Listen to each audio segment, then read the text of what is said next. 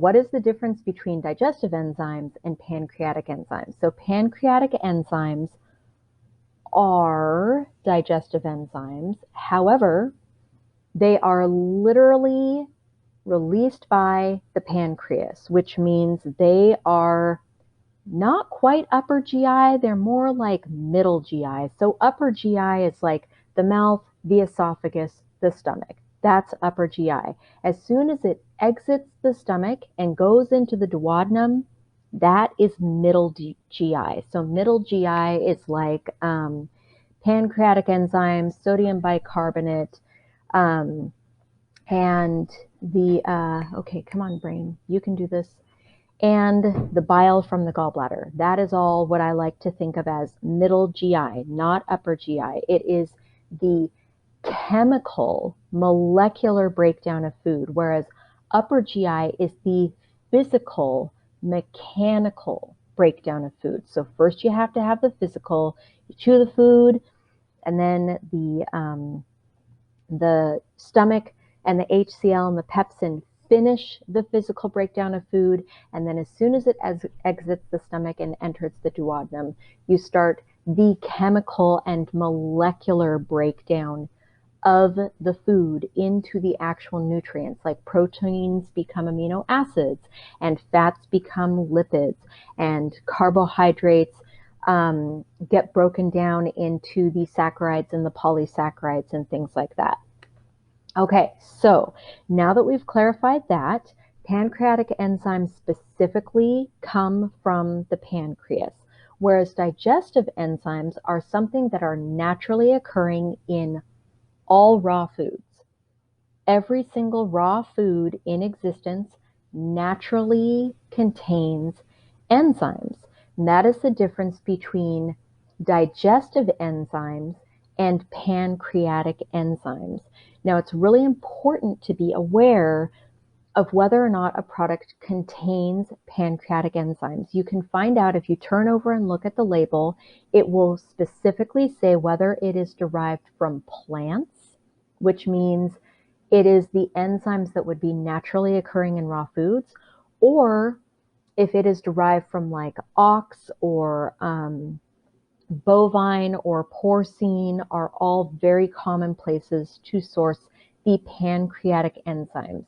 Now, the thing to be aware of regarding the pancreatic enzymes, and I'm going to do a little bit of a deep dive here, so get ready. There were some studies and research that were done by specific supplement companies probably about, I don't want to misquote this, somewhere around 10 to 15 years ago.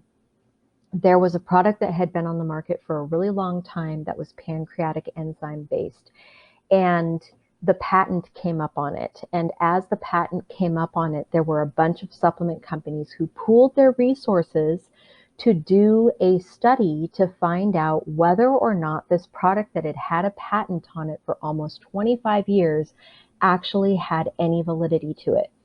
So what they did is they studied the effectiveness of pancreatic enzymes versus digestive enzymes sourced from raw foods on systemic inflammation in the body. Now, the thing about pancreatic enzymes is that they cannot survive the acidity of the stomach. So in order for people to even take pancreatic enzymes and have them be viable, they have to be enteric coated. Enteric coating means it's coated with something to bypass the acidity of the stomach. The hope is that the enteric coating breaks down on time in the duodenum so that the pancreatic enzymes can actually be used by the body. Is there any guarantee that the enteric coating breaks down when and where it's supposed to? Nope, absolutely not. So when you take pancreatic enzymes, or when any individual takes pancreatic enzymes, there is absolutely no guarantee that the pancreatic enzymes are getting where they need to go at the time. Now, the other important thing that this study found is that about 50% of the individuals who were taking the pancreatic enzymes developed a negative feedback loop to the pancreatic enzymes, meaning that around 4 to 6 months after taking pancreatic enzymes consistently, their pancreas stopped making its own pancreatic enzymes. This is the same thing as a negative feedback loop having to do with bile and bile salts. If someone has their gallbladder, you do not want them to be taking bile or bile salts. You are literally giving the body the message to stop making its own bile. It is the same thing for about 50% of the people on this planet. You don't necessarily want to give them pancreatic enzymes long term because it will tell their body to stop making its own pancreatic enzymes, forming a dependency on a supplemental nutrient. So, the other thing that this study found was that digestive enzymes derived from plants, which, as I mentioned at the beginning of this video, are naturally occurring in all raw foods, do not create any kind of negative feedback loop. The reason why is because they're naturally occurring in all raw foods. They actually are meant to help and support our body when it comes to the physical breakdown of food that is happening in the stomach. And that goes to my next point, which is that digestive enzymes that are derived from plants actually can survive stomach acid, unlike pancreatic enzymes, which cannot. So in my practice, I definitely prefer the digestive enzymes over the pancreatic enzymes for a variety of different reasons. Now, the digestive enzymes that are plant-based that are on the market are not necessarily going to be appropriate for everybody. The reason why is because the way that they actually make digestive enzymes that are plant-based is they have to be grown in a fermentation process. That means that they would be contraindicated for anyone who has any type of histamine issue.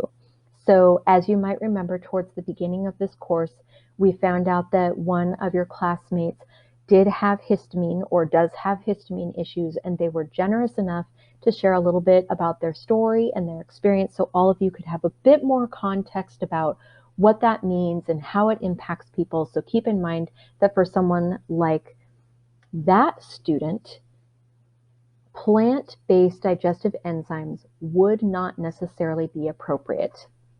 So now let's move on to the next question, which is, does apple cider vinegar contain those specific enzymes, thus the reason why she feels some relief when taking apple cider vinegar? Well, that depends on the apple cider vinegar. If the individual is taking raw, unpasteurized apple cider vinegar, the answer would be yes, it does contain those enzymes. Yay! Because it is raw. Pasteurization literally kills, destroys all the digestive enzymes. Same thing with cooking. So if you are cooking a meat until it is well done, if you are thoroughly cooking vegetables, all of those things are going to have the naturally occurring digestive enzymes destroyed in them. But here's the thing about those enzymes. If you think about meat and vegetables when they're cooked, the reason why they are destroyed is because they actually have helped break down the food a little bit. That's why cooked vegetables are actually easier to digest than raw vegetables, because those naturally occurring digestive enzymes in the raw vegetables, when it's cooked, those enzymes get activated and they help to break down the matter and the material of that vegetable once the cooking process begins. Now, pasteurization is very, very high heat, and it denatures a lot more than just the enzymes. It denatures a lot of the nutrients too, and that is the biggest difference between cooking fresh foods at home versus eating pasteurized products. One is still going to be more nutrient rich than the other because it originated with a fresh food, and it's just a matter of properly preparing it at the time. Now, all ferments are going to contain the enzymes as well. But we have to keep in mind, it's kind of like what I mentioned with the digestive enzymes. Ferments are not going to be appropriate for people who have histamine issues. Because when you ferment something, it is literally breaking down the naturally occurring histidine amino acid in the plant-based material that you're using and converting it to histamine. So as you ferment something, the histamine is going to rise. So anything that is fermented, such as vinegars and fermented food products, things like that, are not going to be appropriate for people who have histamine issues. But still, in answer to your question, raw apple cider vinegar products and raw fermented products, yes, they are going to contain those naturally occurring digestive enzymes. Now, it also has to do with acidity, because think about when someone takes an HCl product, or if someone is taking an apple cider vinegar or a lemon juice gut shot, what you're doing is you are increasing the acidity. And the thing about HCl is that it actually has a positive feedback loop.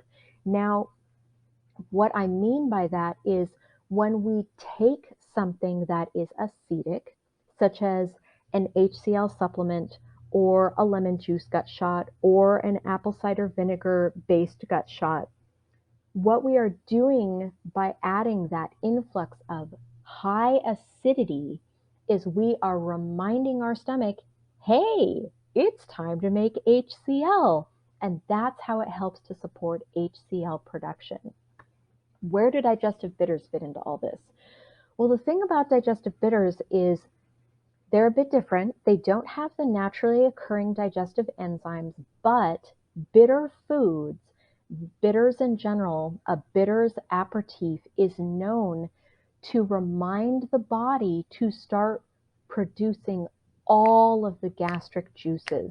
It is literally the bitter taste buds on the tongue that help the body to salivate, to start producing HCl, to release bile. I mean, it's like the whole digestive chain of reaction, right? So keep in mind, bitters stimulate all gastric juices, whereas apple cider vinegar is going to be, well, raw apple cider vinegar is going to be supporting the digestive enzymes and the acidity. So they're two slightly different things, and they do two slightly different things, but they are hitting some similar bases.